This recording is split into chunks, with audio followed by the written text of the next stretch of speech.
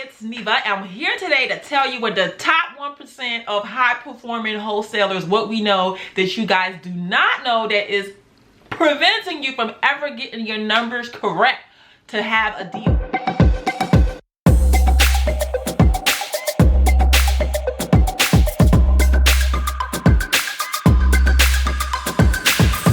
There's really not that much competition in wholesaling because most people don't know what they're doing because they're not focusing on what they need to focus on. The first number that you need to learn is after repair value. If you don't calculate after repair value correctly, nothing else that you do, none of the other numbers are going to make sense for you to have a deal. So the first thing is, for after repair value, what you need to look for is, we call it comparable houses that have sold, that you're comparing to your subject property. Now, grab some tea or coffee, wine, whatever you do, because I'm gonna go over a lot of things. So this video may be long. And two, I'm gonna do another video that's more detailed, because this one is really, it's gonna be long, but this one is really just high level, what you at least need to do first. And then there's a second step you got to do when you're really trying to get your after repair value to be even more accurate. But this first video is the stuff that I'm like, if you're not even doing this, just throw everything else you're doing in the garbage, you know, because that's what I really want to do when you send me an email or call me and say you got a deal and I'm like, your comps are wrong, you know. I just be like, Lord Jesus. So after repair value, this is the value of a property after it's been repaired. It is renovated, it's in, you know, everything is brand new, you know, it's staged, it's gorgeous. The house is in gorgeous condition. That's its after repair value. This is how much we're estimating this house will be valued after a rehabber comes and renovates the property, okay? Because people constantly will talk about and just throw out the 70% rule when it comes to wholesaling, or 65%, meaning you need to get the property at that percent. But here's the thing. People say, oh, I got the property 65%. If the after repair value is incorrect, then you don't have the property at 65% of after repair value. What you need to find are similar houses, or what we call comparable houses to your property, that are in a after repair value state. So one of the things you have to look for, if we have like a rough estimate of a mile, that houses that are within a mile. And we'll also say, like, if the house is in the subdivision, you need to use comps for houses that have sold in that exact same subdivision. So real estate is very, very local. So that's why we have like these rough estimate rules. Like saying your comps are within a mile, that's a rough estimate rule. And then you got to dig deeper after that, because I will tell you, there's some areas, houses within a mile, that's too far, okay? So within a mile is a rough estimate. And if you are in a subdivision, you want to first use houses that have sold in that subdivision. So what I'll tell people, you don't have access to MLS, go on Zillow, put in your subject property address and do the map view, and you want to find houses that have sold that are comparable to your property within you want to start with the last 30 days because that's more recent.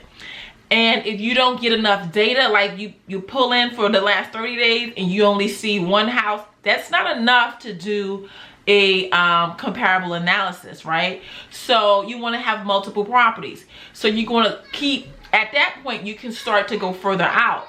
So you can do 30 days, and then if you don't have enough, do 60 days. If you don't have enough, do 90 days.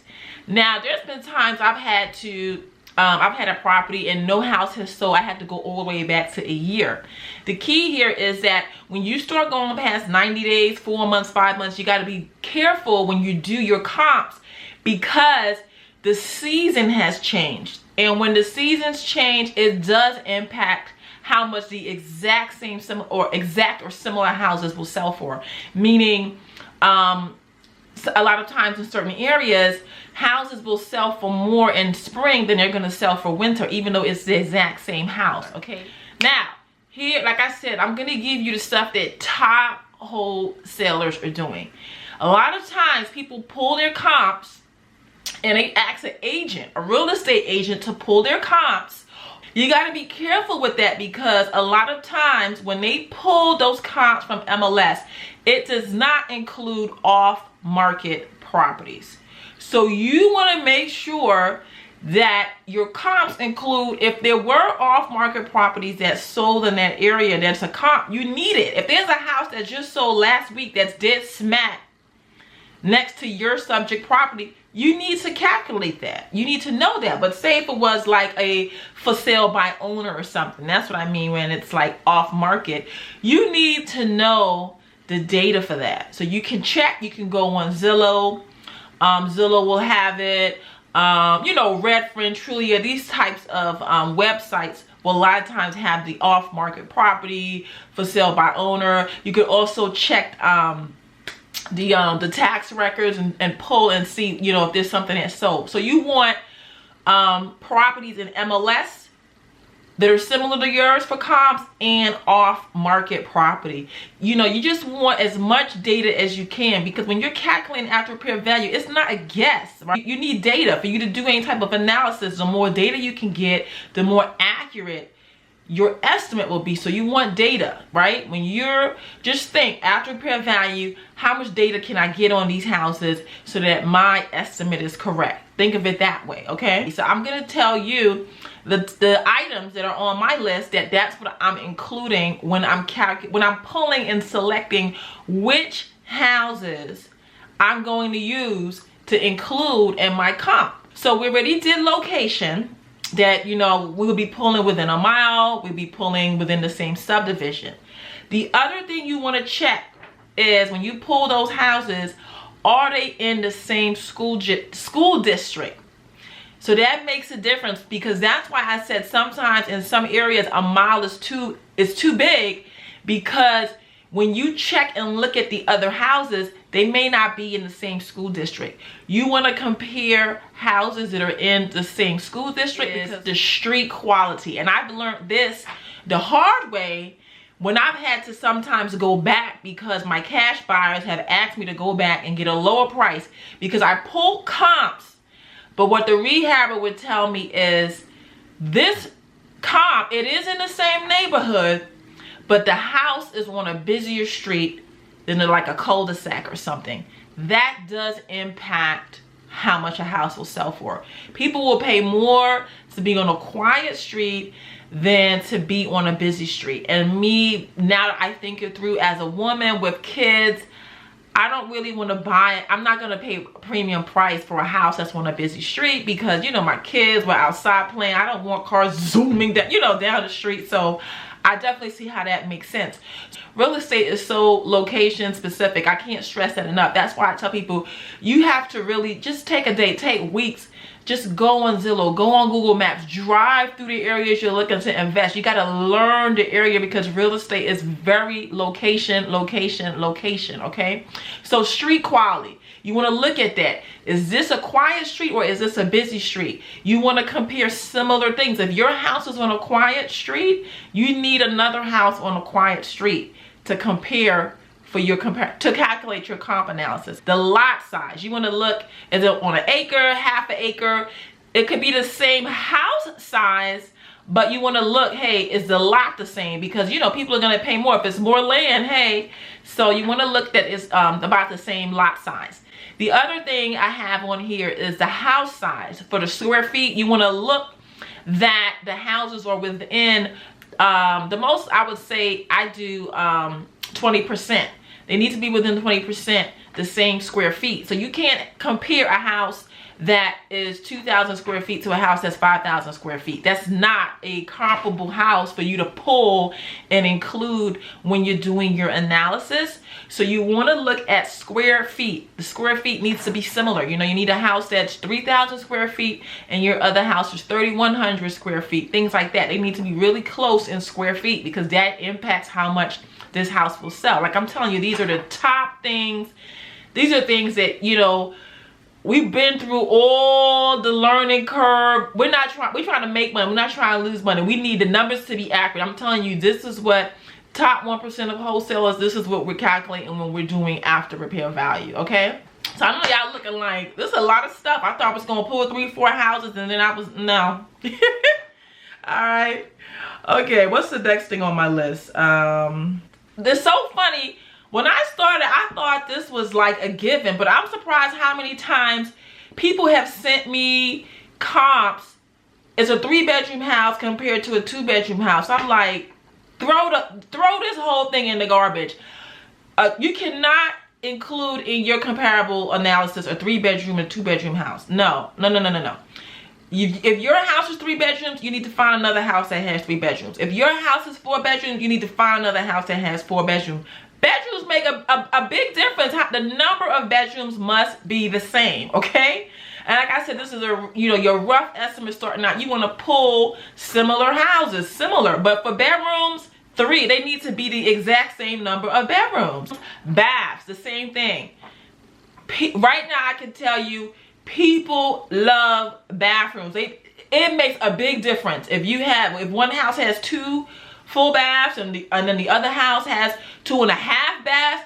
Bathrooms, I mean, we just live in luxurious right now. People don't want to wait. People don't want to share bathrooms. Bathrooms must be similar. Do not compare houses that do not have the same number of bathrooms, okay? So when you're looking, if your house is 3 bedrooms, that house needs to be 3 bedrooms. If your house has 2 baths, the comps you pull need to have 2 baths, okay? They must have the same number of bedrooms and the same number of bathrooms, because that definitely makes a difference in how much people will pay for that house. What else I got? Oh, the age of the property. Okay, so if you have a house that's like, if your house is, was built like in 1980, and then there's a new development across the street, and those houses are, they're brand new, that is not, that's not a comp, that's not a house that you need to include in your, when you're doing your comp analysis, that your house was built in 1980 and these houses are going to be brand new, built in 2020, 2021. No, they need to be, around the same age and things like that. So that's why I said, if it's in the same subdivision, usually you're already going to have that. But once you start going in areas where it's not a subdivision and you do end up going a mile out, sometimes you are going to come across your house was built in 1980 and maybe there's a new development, like I said, that was built in 2000. Like, I would not include those. A house that is, 40 years newer than my house, I would not include that when I'm doing my comp analysis, okay? Parking, garage. If your house has a garage, if your house has a 2-car garage, I would recommend you pull houses that have 2-car garages. Sometimes, a lot of times, people will pull a house, it has the same number of bedrooms, has the same number of baths, but one doesn't have a garage and one doesn't. That makes a big difference, because some people, I could tell you, just for the real estate agent side, there are people that will not consider a house without a garage. So that right there impacts the buyer pool for who is going to be interested in this rehab house, because some buyers are not going to be interested in a house with no garage. So that's why it impacts price. So if your house has a garage, you need to pull houses that have garages, and it needs to be, I would say, the same number. Like, if your house has a 1-car garage, don't pull comps that have 2-car garages, because I'm telling you, people are particular about parking and things like that. So you want to pull, like I said, you're trying to get houses that are as similar as possible to your house, okay? That's how you really get your comps to be accurate, okay? You got to pull the data, and the data has to be correct. Oh, heating and cooling. I know people probably like, well, of course the house got heating and cooling. The thing here is you need to look. If one house has like central air, or if central air is just, dominant, that's just what all the houses have in your area and things like that, you want to check that the houses that you pull have the same heating and like AC. So like here, I can tell you it's common to have central air. And if I had to put a house on the market here without central air, I would just calculate that we need to rehab this house and put in central air, because that would be you know, like unheard of to try to sell a house here without central air. So that's why you want to look in your area, you know, what is the common, you know, heating and AC, and just make sure you're pulling houses that have the same thing. Okay, now for the basement, you want to look and see if you can get, is the basement finished or unfinished. This does impact price. That people are going to pay more for a finished basement than an unfinished basement, and I'm talking, that could be a lot. Like, you know, here you could be talking between $25,000 and $50,000, the difference that people will pay in a house that has a finished basement and one that does not. Okay, and maybe even could be a bigger price difference, but on average, definitely there's going to be a difference if the basement is finished or unfinished. Or if your house has a basement, don't pull houses that do not have basements at all. Like, so get coffee, get tea. I can tell you, so that you can feel better about this, when I first started, it used to take me hours to calculate after repair value. Okay, but that's what I can say. After you've done this over and over and over and over and over, you will start to do and calculate after repair value really quickly. Like now I can calculate after repair value quickly, but that's why I said give yourself time to actually learn, so that you can come out here and make deals and cash checks for $40,000. Okay, but you got to learn this stuff and know what you're doing. Okay, so give yourself time to learn. And the only time you go, after you watch this video, you got to go out and pull some comps and practice doing it. Don't wait until you get something under contract and you're trying to calculate after repair value. You need to go and practice over and over and over, 50 times, 100 times, calculating after repair value, because it has to be correct. Remember, if your after repair value is not correct, what did Neva say? Throw the whole thing out. Okay, throw everything else out, because the numbers are not valuable. If your after repair value is not correct, whatever you're doing, it's not valuable information. You're just wasting your time. Okay, so pools, I want to include pools because I know that some people are like in Florida, and I bring this up because Florida, places like Florida, my mom lives in Florida, and I can tell you that a pool makes a big difference. Like here where I am, that's not really something that's like common, but in Florida it's common for houses to have pools. So you want to be careful to at least add that on your list to look at. That, you know, if you're in a place like Florida, probably more hot places, I think Arizona, where, you know, people want a pool, you want to make sure that, hey, does your house have a pool? So like I said, I have this list here, and even to this day I can just go in, yes, yes, yes, and put numbers in and calculate it quickly. So just have it on your list. If you know, you'll learn if you know pools, because here for me, sometimes a pool is a negative. People love the house and they're like, but I don't want a pool. You know what I mean? So that's what I mean. At least have it on the list to consider. And you'll, as you keep doing this, you'll see the impact that it has in prices when houses do have a pool and when they do not. Okay, the next thing is the view. And you do not have to leave your house for this, because like I said, you need to use Google Maps, because a lot of areas you could literally, I mean, I have zoomed all the way in, okay, on Google Maps. If you know, if it's not on Google, then yes, drive out and really look and see once you've got your list down. The reason why you need view is, of course, that's going to impact it. Just like how I was saying, if you're on a busy street or curb, you have to see what is in front of this house, what is behind this house, because that does impact things. And I'll give you an example. I had one where, you know, I was doing the comp, because I do a lot at home first before I even go out to the house. So I did a lot of comps and all this stuff. When I went to the house, because the back of the house was to a busy street, that was not on the Google Maps yet. They built one of those sounding proof walls. Well, then I gotta, you know, I had to adjust down my price for that, because that's not appealing. A lot of people are not gonna want that. You know, they're like, you know, I want to be on a quiet, nice road. I don't want, you know, and plus, even when I went, I was like, oh, the backyard, I wouldn't like that. I don't want my backyard to be this big gray block wall thing, you know. So that's why I'm saying you got to see like what is the view that people see. Or even if, you know, you had like a house that was like, you know, it had like a lake view, an ocean view, you can't compare that to a house that backs to a supermarket or something. So you got to consider like the view, and that's why I said I have learned over the years too that's a busy street. That comes into that. Some people don't like the view and the noise from the busy street. Okay, and then boom, condition. Here's the thing: when we're calculating after repair value, we're calculating after this house has been renovated. It's gonna look, you know, brand new. Rehabbers gonna come in just like on HGTV. It's gonna be the bomb. We're gonna be like, woo, I'm gonna want to move in, right?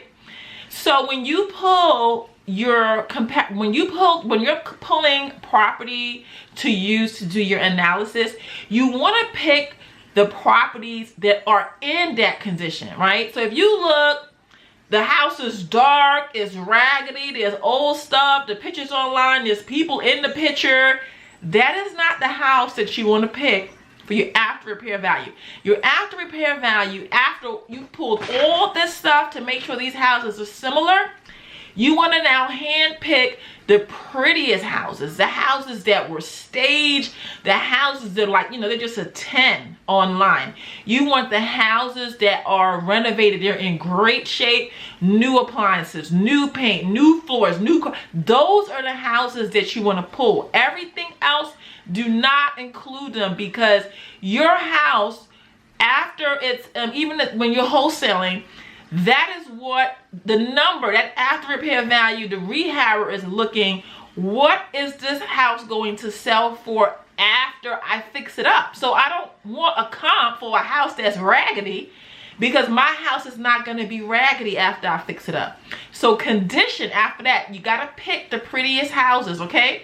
So stay tuned to video 2, where I'm going to get into what do you do when sometimes, you know, you just can't get all these similarities, or I'm just going to tell you some more things that you need to include, because like I said, after repair value is a very detailed calculation you need to do, but the more you do it, you'll start calculating ARV like this. Like now I can do it like this, and like I told you when I first started, if I got a call for one lead, it would take me hours to calculate after repair value. Then I would send it to my mentor to check it, because I'd be concerned if it was correct. It's take me a long time.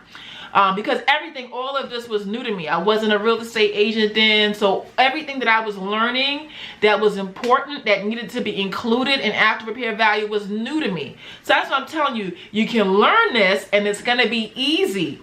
But I think one of the main problems I see is people focus on learning the wrong things. They're so focused on the check that they're not, like, people are like, they've never closed a deal. They're like, oh, but what am I going to do? I can't find funding. Oh, wait, I need to find a contract. I'm like, before you get to all that, you got to understand the numbers and what these numbers mean in this business, okay? This is a business. You got to take it serious. If you talking about you want to make $100,000, $200,000, I've done that, but you can't do that. You can't do that. You're not going to go to the bank, be able to cash checks, and you don't know what you're talking about, okay?